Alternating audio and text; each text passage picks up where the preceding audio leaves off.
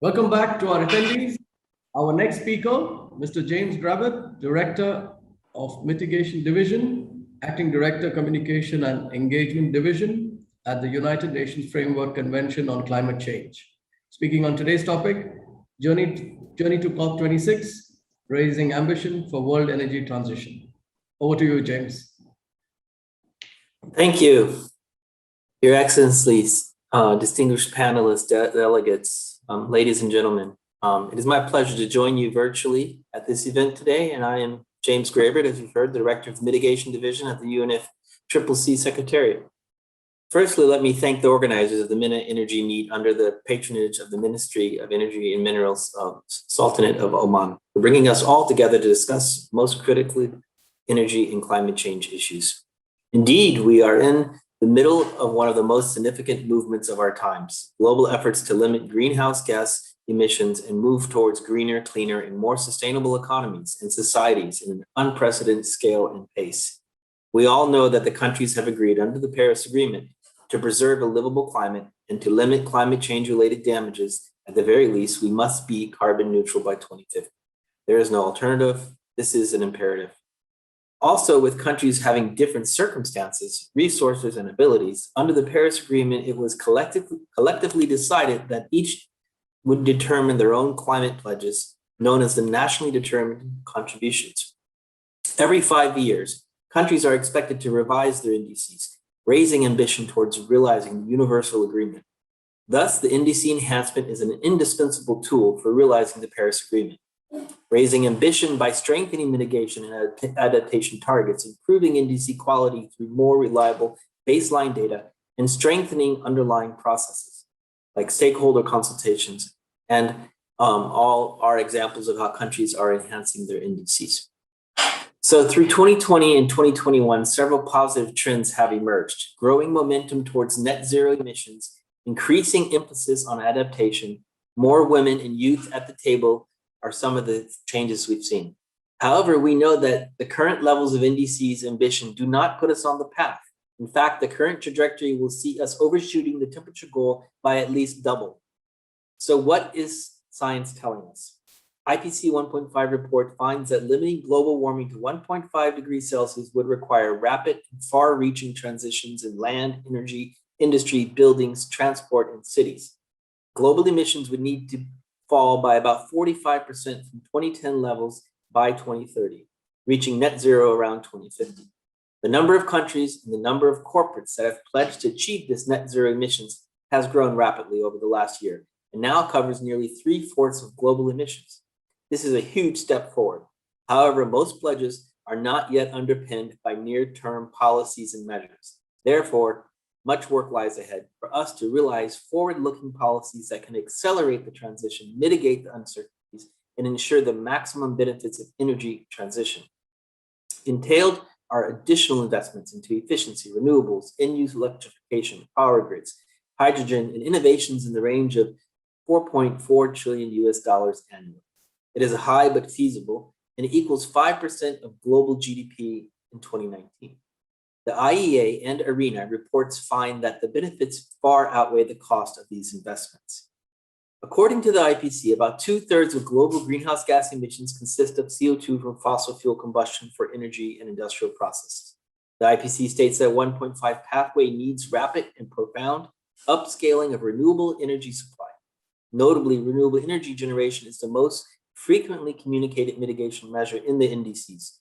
More than 3/4 of the indices submitted to date have said so. Good news is that the IEA report in 2020, annual renewable capacity additions have increased 45%, the highest increase since 1999. IEA forecasts high renewable energy capacity additions in the future as well. Yet the road ahead is not without bumps. According to Bloomberg data, while solar's major selling points was once its low cost, in 2021, it has reversed that situation. Solar module prices have reportedly increased by 18% starting in 2021, a worrying development when compared to the 90% drop in prices over the last 10 years due to the supply chain issues. I am hopeful with cooperation and multilateralism, we will overcome such hurdles and be back on track. providing electricity to around 785 million people who have no access to it, and clean cooking solutions to 2.6 billion people who lack them will only cost around 40 billion a year, equal to around 1% of average annual energy sector investment. It also brings major health benefits through reductions in indoor air pollution, cutting the number of premature deaths by 2.5 million a year. Yet there are wide gaps to fill in this area, with the SDG and climate targets being missed year on year. We can only address them through collective and determined efforts. IPC 1.5 degree pathway will involve halting investments in unabated coal by 2030, as markets alone are not likely to move rapidly enough. Policymakers should act to eliminate market distortions. For example, this may involve phasing out fossil fuel subsidies and factoring negative environmental, health, and social cost of fossil fuels. Monetary and fiscal policies, including carbon pricing policies, will enhance competitiveness and level the playing field. It is encouraging to see many countries in the MENA region have initiated efforts to address the issue. According to Carbon Tracker, around 80% of the operating global coal fleet could be replaced with renewables and with immediate cost savings. 92% of the planned units will be uneconomic, even under business as usual scenarios. The energy transition, furthermore, has implications for the achievement of the SDGs and must be seen in the context of larger framework of socioeconomic development of the region, addressing diversification, job creation, and energy security. Therefore, a transition should be people-centric to be sustainable. Under 1.5 degree scenario, ARENA foresees doubling of energy-related jobs in 2050 from today's 58 million, with renewable energy accounting for a third of all energy jobs, supporting the post-COVID recovery and long-term economic growth. It is critical to address energy-consuming buildings and transport sector as well. Science, the IPC, referred earlier requires that building emissions be reduced by 80 to 90% by 2050. New construction to be fossil fuel-free and near zero energy immediately, with an increased rate of energy refurbishment of the existing buildings.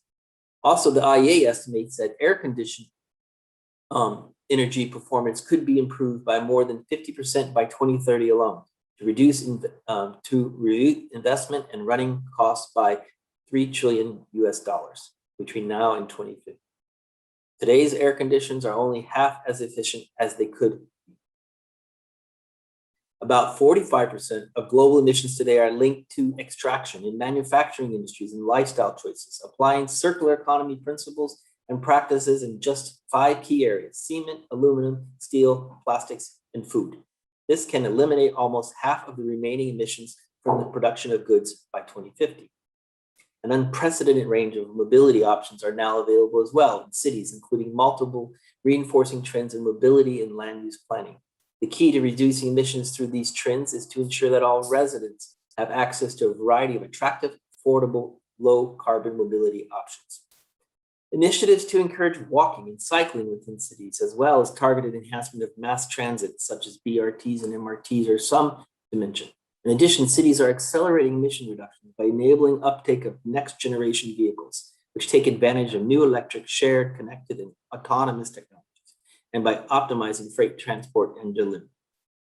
So ladies and gentlemen, I do not presume this to be an easy journey. I've listed out a lot in terms of what is happening and what needs to happen. But we know that this is not only necessary, but it is achievable. So how do we make it happen? For one, we need broad multi-stakeholder coalitions and actions. We need everyone on board: the companies, cities, regions, the financial institutions, and civil society. We need to accelerate this transition. Dialogues with these actors are critical to demonstrate how this transition can benefit the workers and communities and ultimately transform the way we live our lives for the better. Together with political commitment and the right incentivizing policies, we can and we must make this change. COP26 in Glasgow will be a key moment for all of us to get recharged for the exciting journey we have to achieve these global goals I referred to. It is in our own interest, but also our minimum responsibility towards future generations to keep the world safe and livable. Allow me to iterate that the UNFCCC WGO Regional Collaboration Center in Dubai and other development partners remain committed to supporting countries in the region as they enhance and implement their NDC the Paris Agreement and consider and develop long-term strategies for low emissions development. With that said, I look forward to the discussions today that will take place and wish you all a successful webinar. Thank you.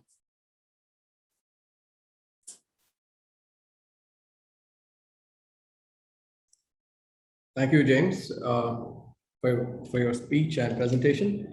So anything exciting going to come out from the COP26 in Glasgow? Anything we are looking forward to, announcements or anything exciting? Well, I mean, in Glasgow, what we need to see, I think we need outcomes, and I'll get to that in a minute. But what we need to see is that we have the trust of each other. We have the solidarity that's needed to deliver on the Paris Agreement. And we can see clearly the willingness across all actors, government and non-governmental actors in the private sector, for example. This attitude is what we need to see, and I believe we're on track to seeing this. In terms of outcomes, it's very important we finish the discussions around the implementation of the Paris Agreement. And that refers to the Article 6 cooperative approaches, the work on transparency and common timeframes for the reporting.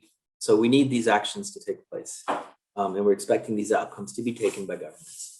There will also be discussions in the need to accelerate our support to adaptation and our financial support to governments who need support in implementing the Paris Agreement. So in general, those are I would, very high level say, are the main outcomes we're expecting to see out of Glasgow.